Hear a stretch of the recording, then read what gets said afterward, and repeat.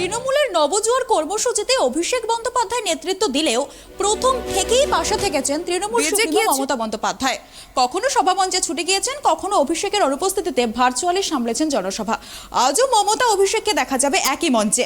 বিস্তারিত জানবো, আমাদের সাথে টেলিফোন লাইনে রয়েছে আমাদের প্রতিনিধি দেবযানী। দেবযানী, তোমার থেকে যেটা জানতে চাইবো যে আজকে নবজোয়ার কর্মসূচির শেষ দিন এবং আজ একই মঞ্চে দেখা যাবে মমতা এবং অভিষেককে, কি বার্তা দিতে চলেছেন তিনি? দেখো, পঞ্চায়েত ভোট আর দুদিন পরেই, তো স্বাভাবিকভাবে পঞ্চায়েত ভোট নিয়ে মমতা বন্দ্যোপাধ্যায়, অভিষেক বন্দ্যোপাধ্যায় তারা তাদের দলের কর্মী সমর্থকদের বার্তা দেবেন, সেটার বলার অপেক্ষা রাখে না। এবং কি বার্তা দেবেন সেটাই এখন বড় প্রশ্ন। তার কারণ আমরা দেখছি যে মনোনয়নপত্র জমা দেওয়াকে কেন্দ্র করে জেলায় জেলায় বিভিন্ন জায়গায় অশান্তি হচ্ছে, ভাঙড়, ক্যানিং উত্তপ্ত।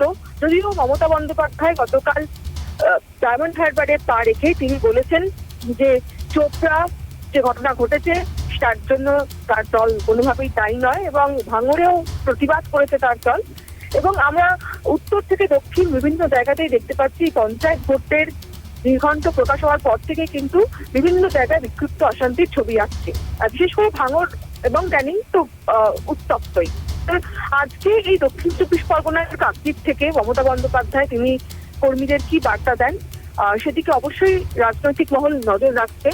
এবং যেহেতু দক্ষিণ চব্বিশ পরগনা এখানে তৃণমূলের একটা শক্ত ঘাঁটি, এবং এই গত কয়েক বছরে এখানে অনেক উন্নয়ন হয়েছে। বিশেষ করে আগে এখানে যে দক্ষিণ চব্বিশ পরগনার কাকদ্বীপ এলাকা বা এই যে বকখালি, সাগরদ্বীপ, ফেজারগঞ্জ, এই সমস্ত এলাকায় আসতে গেলে পর্যটকদের অনেক সমস্যা পোহাতে হতো।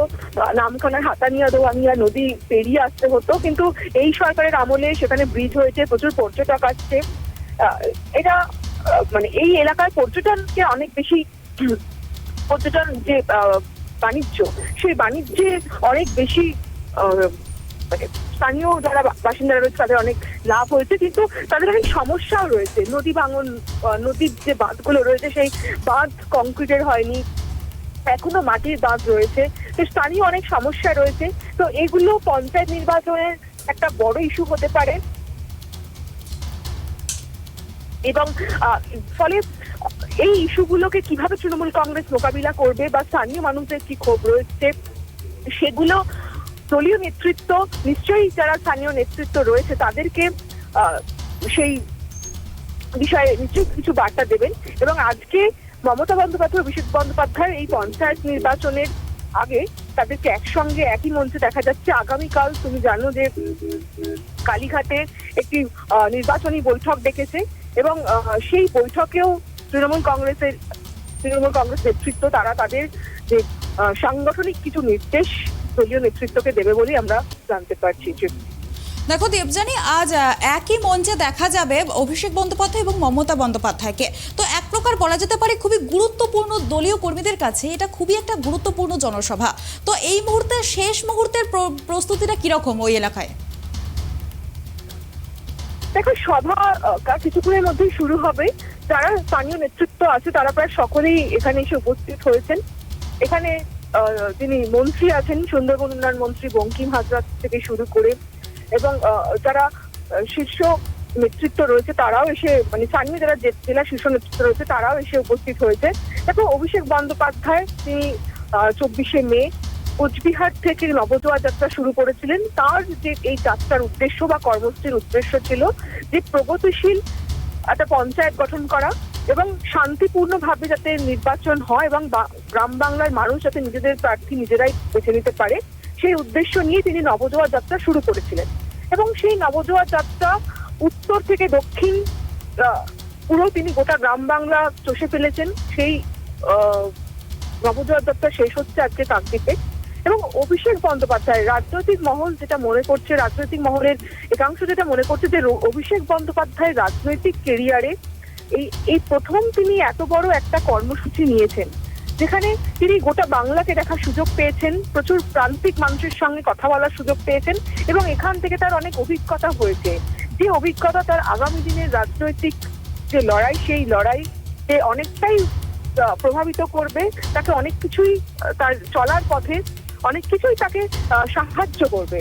তো আজকে তার এই নবজোয়ার যাত্রা কাকদ্বীপে শেষ হচ্ছে, এবং মানে রাজনৈতিক মহলের একটা অংশ মনে করছে যে অভিষেক বন্দ্যোপাধ্যায়ের এই যে নবজোয়ার যাত্রার যে তৃণমূল কংগ্রেসের যে স্লোগান বা তৃণমূল কংগ্রেস অভিষেক বন্দ্যোপাধ্যায়কে যেভাবে তুলে ধরছে যে নবজোয়ারের কাণ্ডারি, তো রাজনৈতিক মহল এবং তৃণমূল কংগ্রেসের তো বটেই নেতৃত্ব দাবি করছে যে অভিষেক বন্দ্যোপাধ্যায়ের এই নবজোয়ারের কাণ্ডারি হিসেবে এই কর্মসূচির মধ্যে দিয়ে অভিষেক হলো, তার যে রাজনৈতিক অভিজ্ঞতা সেই অভিজ্ঞতার ঝুলি আরো বেশি সমৃদ্ধ হলো। এবং অভিষেক বন্দ্যোপাধ্যায় আমরা কিন্তু দেখেছি তার এই যে কর্মসূচিতে বিভিন্ন রকম অভিনবত্ব রেখেছেন, নানান স্তরের মানুষের সঙ্গে তিনি কথা বলেছেন, বিভিন্ন যে বিভিন্ন মানুষের সঙ্গে, বিভিন্ন এলাকার বিভিন্ন জনজাতির সঙ্গে তিনি কথা বলেছেন। এবং গতকালও তিনি তার ডায়মন্ড হারবারে তার কর্মসূচি ছিল, আজকে কাকদ্বীপে আমরা দেখতে পাবো তাকে, মানে তার মঞ্চে মমতা বন্দ্যোপাধ্যায়কে। তবে এর আগেও আমরা দেখেছি যে প্রথম ইংরেজ বাজারে, মালদার ইংরেজ বাজারে মমতা বন্দ্যোপাধ্যায় গেছিলেন, নবজোয়ার কর্মসূচিতে যোগ দিয়েছিলেন। তারপরে আমরা শালবনীতে দেখেছিলাম মমতা বন্দ্যোপাধ্যায়কে নবজোয়ারের কর্মসূচিতে যোগ দিতে, এবং সশরীরে তিনি আজকে আবার আমরা দেখছি যে একদম শেষ দিন এই কাকদ্বীপে, সেখানে মমতা বন্দ্যোপাধ্যায় অভিষেক বন্দ্যোপাধ্যায় এই নবজোয়ারের কর্মসূচিতে যোগ দিচ্ছে। এবং সেই মঞ্চ থেকে তিনি যে নির্বাচনকে কেন্দ্র করে যে কিছু বার্তা দেবেন, সেই কি বার্তা দেন এখন সেদিকেই কিন্তু রাজনৈতিক মহল তাকিয়ে রয়েছে। দেখো দেবযানী, তুমি জানালে যে আর কিছুক্ষণের মধ্যেই শুরু হবে এই জনসভা, তো সেখানে ইতিমধ্যে কারা উপস্থিত হয়েছে, কোন কোন দলীয় নেতৃত্বরা উপস্থিত হয়েছেন, বা ওখানে নিরাপত্তা পরিস্থিতি কেমন? নিরাপত্তা তো অবশ্যই জোরদার করা হয়েছে নামখানা যে ইন্দিরা ময়দান সেখানে, কারণ সেখানে মুখ্যমন্ত্রী থাকবেন এবং তৃণমূল কংগ্রেসের সর্বভারতীয় সাধারণ সম্পাদক, তিনি ডায়মন্ড হারবারের সাংসদ, সেই অভিষেক বন্দ্যোপাধ্যায় তিনি থাকতেন। তো ফলে স্বাভাবিকভাবে নিরাপত্তা যে যথেষ্ট জোরদার হবে, নিরাপত্তা বেষ্টনী যে খুব শক্তিশালী হবে সেটা বলাই যায়, এবং তেমনটাই হয়েছে। আর যারা উপস্থিত আছেন আমরা দেখতে পাচ্ছি প্রচুর দলীয় কর্মী সমর্থক তারা চলে এসেছেন, এবং জেলার যারা স্থানীয় নেতৃত্ব তারাও এসেছেন। দেখো পঞ্চায়েতের মনোনয়ন জমা দেওয়াকে কেন্দ্র করে সবাই ব্যস্ত রয়েছে, বিভিন্ন এলাকায় কিন্তু এখন মনোনয়ন জমা দেওয়া চলছে। তো আমরা যেটা দেখতে পাচ্ছি যে সুন্দরবন উন্নয়ন দপ্তরের মন্ত্রী বঙ্কিম হাজরা, প্রাক্তন মন্ত্রী যিনি ছিলেন মন্টুরাম পাখিরা, বা জেলা সভাপতি, জেলা পরিষদ সভাধিপতি শেখ, তো তারা অনেকেই এখানে আছেন। এবং এছাড়াও যারা জেলা নেতৃত্বের যে সমস্ত ছোট বড় মৃদু নেতা নেত্রীরা রয়েছে তারাও কিন্তু ইতিমধ্যেই উপস্থিত হয়েছেন। আর কিছুক্ষণের মধ্যেই মমতা বন্দ্যোপাধ্যায় অভিষেক বন্দ্যোপাধ্যায় এসে উপস্থিত হবেন কাকদ্বীপের এই নামখানার এই ইন্দিরা ময়দান মঞ্চে। ধন্যবাদ আমাদেরকে এই বিষয়ে বিস্তারিত জানানোর জন্য। তো আবারও জানিয়ে রাখি, আজ কাকদ্বীপে অভিষেক বন্দ্যোপাধ্যায় এবং মমতা বন্দ্যোপাধ্যায়ের একযোগে একই মঞ্চে দেখা যাবে তাদেরকে, এবং আজ নবজোয়ার যাত্রার শেষ দিন।